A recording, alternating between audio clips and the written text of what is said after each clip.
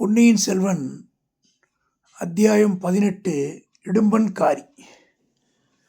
கொள்ளிடத்து பரிசல் துறையில் ஆழ்வார்க்கடியான் நம்பிங்கிற திருமலையப்பனை விட்டுட்டு நம்ம வந்துட்டோம். அந்த வீர வைஷ்ணவரை பற்றி இப்போ கொஞ்சம் பார்ப்போம். வந்தியத்தேவன் குதிரை மேலே ஏறி குடந்தை நகர் பக்கம் போகிறான். திருமலை அவன் போகிற பாதையே பார்த்துட்டு இருக்கான். தன்னுடைய மனசுக்குள்ளே சொல்லிக்கிறான், இந்த வாலிபன் ரொம்ப பொல்லாதவனாக இருக்கான். நம்ம தட்டியில் நுழைஞ்சா இவன் கோலத்துக்குள்ளே நுழையிறான். இவன் யாருடைய ஆளாக இருப்பான்? எதற்காக எங்கே போகிறான்? நம்மளால் இதை கண்டுபிடிக்கவே முடியலையே. கடம்பூரில் நடந்த சதி கூட்டத்தில் இவன் கலந்துருப்பானோ? ஐயோ, அதுவும் புரியலையே. நல்ல வேலையா அந்த குழந்தை ஜோசியருடைய விவரத்தை இந்த பையன்கிட்ட சொன்னேன். நம்மளால் கண்டுபிடிக்க முடியாத குழந்தை ஜோசியராவது கண்டுபிடிச்சிருக்கிறாரான்னு பார்க்கணும் அப்படின்னு நினச்சிக்கிட்டு நிற்கிறான். என்ன சுவாமி, அரச மரத்தோடு பேசுகிறீங்களா? உங்களுக்கு நீங்களே பேசிக்கிறீங்களா அப்படின்னு குரலை கேட்டு ஆழ்வார்க்கடியான் திரும்பி பார்க்குறான். கடம்பூர்லேருந்து வந்தியத்தேவனுக்கு குதிரை பிடிச்சிட்டு வந்து கொடுத்தானே, அந்த பணியால் தான் பக்கத்தில் நிற்கிறான். அப்பனே, நீயா கேட்டாய்? நான் எனக்கு நானே பேசிக்கொள்ளவும் இல்லை, அரச மரத்தோடு பேசவும் இல்லை. இந்த மரத்துக்கு மேலே ஒரு வேதாளம் இருக்குது, அதோடு சிறிது சல்லாபம் செஞ்சேன்னார் திருமலையப்பர். ஓஹோ, அப்படிங்களா? அந்த வேதாளம் சைவமா வைஷ்ணவமா அப்படின்னு கேட்டான் அந்த ஆள். அதைத்தான் நானும் கேட்டுக்கிட்டு இருந்தேன். அதுக்குள்ளே நீ குறுக்கீடு பண்ணிட்ட. சரி, இப்போ மேதாளம் மறைஞ்சி போச்சு, போனால் போட்டோம். உன் பேர் என்ன அப்பனே? எதற்காக கேட்குறீங்க சுவாமி? நடு கொள்ளிடத்தில் படகு கவிழாமல் காப்பாற்றினியே, அப்படிப்பட்ட புண்ணியனாகிய உன்னை நன்கு ஞாபகம் வச்சுக்கணும் இல்லையா? நான் அதுக்கு தான் கேட்குறேன். என் பேர் இடும்பன்காரி சுவாமி அப்படின்னு இழுத்தார் போல சொன்னான். ஓ, இடும்பன்காரியா? எப்போதோ கேட்ட மாதிரி இருக்குதே. இடும்பன்காரி அப்போ ஒரு விசித்திரமான காரியம் செஞ்சான். தன்னுடைய விரிந்த கைகள் இரண்டையும் ஒன்றின் மோன் ஒன்று வைத்து குப்புற வச்சுக்கிட்டு இரு ஓரத்து கட்டை விரலையும் ஆட்டினான். ஆட்டிக்கொண்டு திருமலையப்பருடைய முகத்தை பார்த்தான். அப்பனே, இது என்ன சமிஞ்ஞை? எனக்கு விளக்கலையே, கொஞ்சம் விளக்கமாக சொல்ல அப்படின்னார்.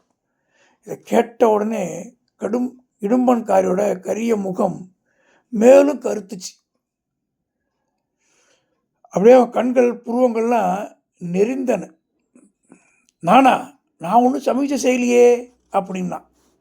செஞ்ச நான் பார்த்தனே, பதினெட்டு சாஸ்திரத்தில் திருமாலின் முதல் அவதாரத்துக்கு ஒரு அஸ்தம் பிடிக்கிறது உண்டு, அந்த மாதிரி செஞ்சியே. என்னது, திருமாலின் முதல் அவதாரமா? அதுன்னா என்ன? அதான்ப்பா, விஷ்ணுவோட முதல் அவதாரம் தெரியாதா? மச்சாவதாரம். ஓஹோ, மீனை சொல்கிறீங்களா? ஆமாம் அப்பனே, ஆமாம். நல்ல வேலை சாமி, உங்கள் கண்ணே விசித்திர கண்ணாக இருக்கு. வெறும் மரத்தின் மேலே வேதாளம் உங்களுக்கு நல்லா தெரியுது. என் வெறும் கையில் மச்சாவதாரமும் தெரியுது.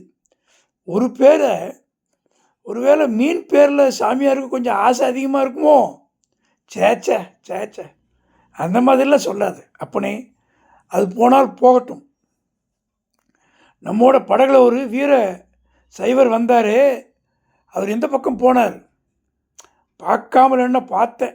நான் குதிரை வாங்க போன பக்கம்தான் அவரும் வந்தார். உங்களை பற்றி திட்டிக்கிட்டே வந்தார். என்னென்னுப்பா திட்டினார்?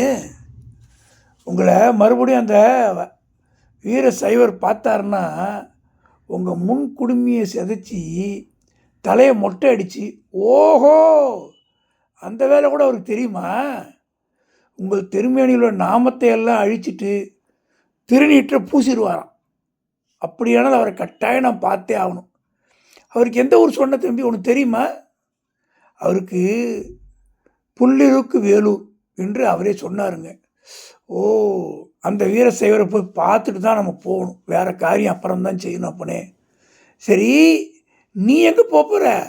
ஒருவேளை நீ அந்த வழியாக தான் வரப்போறியா? இல்லை இல்லை, நான் எதுக்காக அங்கே வரேன்? நான் திரும்பி கொள்ளிடத்தை தாண்டி கடம்பூருக்கு தான் போகிறேன். இல்லாட்ட எஜமானன் என் கண்ணை பிடிக்கிற மாட்டார அப்படின்னா. அப்படின்னா உடனே கிளம்பு, அதோ படகு புறப்பட போகுது. இடும்பன்காரி திரும்பி பார்த்தபோது ஆழ்வார்க்கடியான் சொன்னது மாதிரியே உண்மை தெரிஞ்சுது.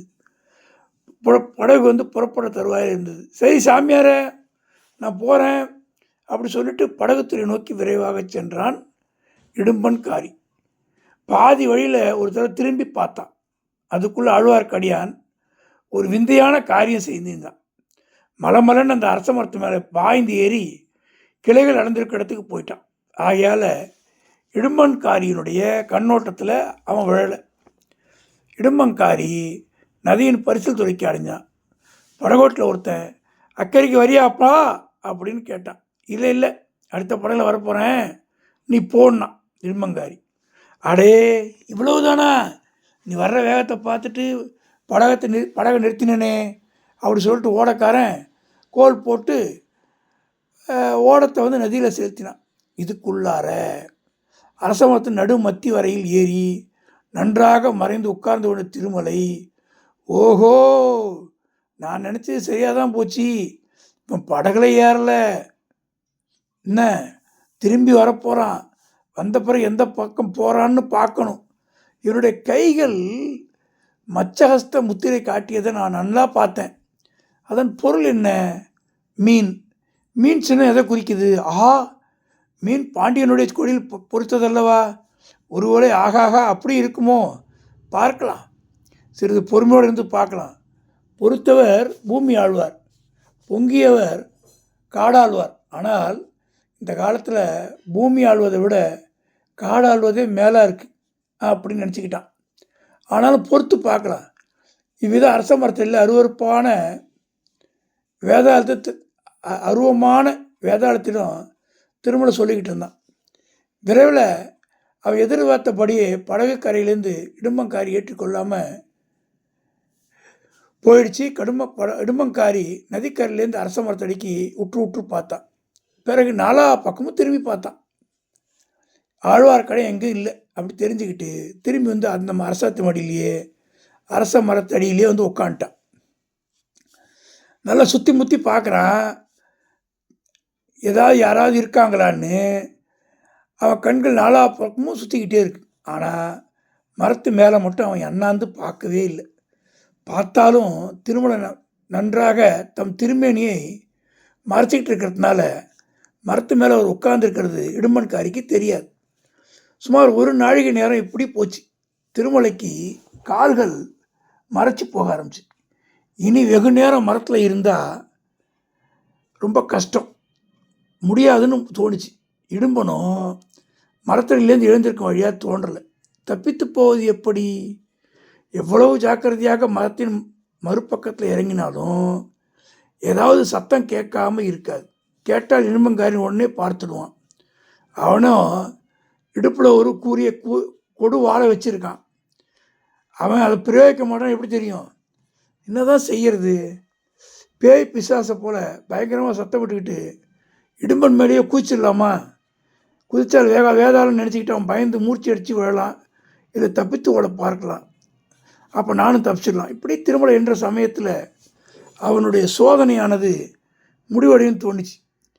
ஒரு ஆள் தென்மேற்குலேருந்து, அதாவது குடகை சாலை வழியாக வந்துக்கிட்டு இருந்தான். அவனுக்காகத்தான் இடும்பன்காரி இத்தனை நேரமாக காத்திருக்கான் என்று திருமலையோட உள் மனசு சொல்லிச்சு. ஒரு புது ஆள் வந்ததை பார்த்ததும் அரச மரத்தில் உட்கார்ந்து இடும்பன் எழுந்து நின்றான். வந்தவன் முன்னால் இடும்பன் செய்த சமிக்ஞையை செஞ்சான். அதாவது இடும்பன் முன்னாடி செஞ்ச அதே சமிக்ஞையை திருப்பி செய்கிறான். ஒரு விரித்த புறங்கையின் மேல் இன்னொரு விரித்த கையை வச்சு 2 கட்டவரில் ஆட்டி மச்ச ஹஸ்தம் பிடித்து காட்டினான். அதை பார்த்த இடும்பனும் அதே மாதிரி செஞ்சு காமிச்சான். உன் பேர் என்ன? வந்தவன் கேட்டான். என் பேர் இடும்பன்காரி. உன் பேர் அப்படின்னு திரும்ப இவன் கேட்டான். அதாவது 2 பேரும் தன்னை அறிமுகப்படுத்திக்கிறாங்க. சோமன் சாம்பவன், உன்னைத்தான் எதிர்பார்த்துக்கிட்டு இருந்தேன். நானும் உன்னை தேடிக்கிட்டு தான் இருந்தேன். நான் எந்த திசையில் போகணும்? மேற்கு திசையில் தான் போகணும். எவ்விடத்துக்கு? நம்ம பகைவன் பள்ளிப்படைக்கு. திரும்புறம்பியம் அருகில். இறஞ்சி பேசாத, யார் காதில் விழப்போகுதுன்னு சொல்லி சோமன் சாம்பவன் நல்லா நாலா பக்கமும் பார்த்தான். இங்கே ஒருத்தர் இல்லைப்பா, முன்னாலே நான் எல்லாம் பார்த்துட்டேன் அப்படின்னா இடும்பன்காரி. பக்கத்தில் எங்கே ஒளிஞ்சிருக்கும் இடமில்லையோ? கிடையவே கிடையாது.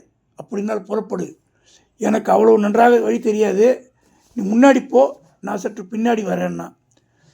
வழி நல்லா வழி இல்லை, காடும் மேடும் முள்ளும் கல்லுமா இருக்கும், ஜாக்கிரதையாக பார்த்து நடந்து வரணும். சரி சரி, நீ புறப்பட்டு போ, காட்டு வழியாக இருந்தாலும் யாராவது எதிர்பட்டால் மறைச்சிக்கொள்ள வேணும், தெரியுதா அப்படின்னா.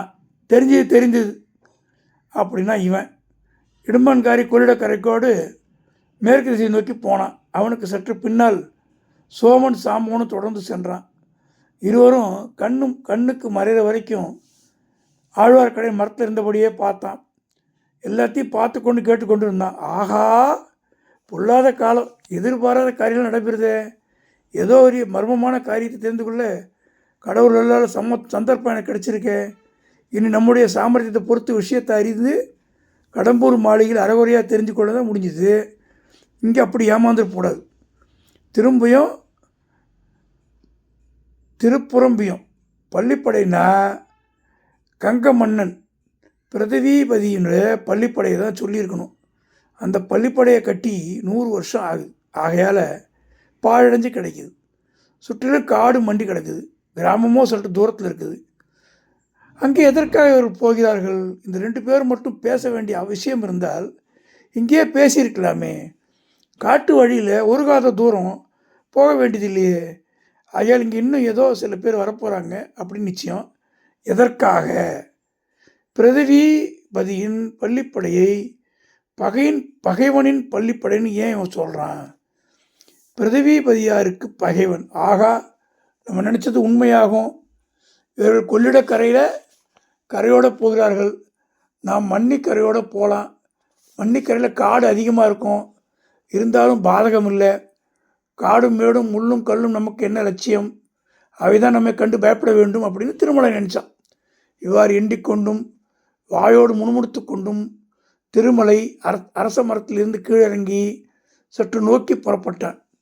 மணியார் வந்ததன் கரையோடு மேற்கு நோக்கி நடையை கட்டினான். ஜனசஞ்சாரம் இல்லாத அடர்ந்த காடுகளின் வழியாக ஆழ்வார்க்கடியான் புகுந்து சென்று சூரியன் அஸ்தமிக்கும் சமயத்தில் திருப்புறம்பியம் பள்ளிப்படை கோவிலை அடைந்தான்.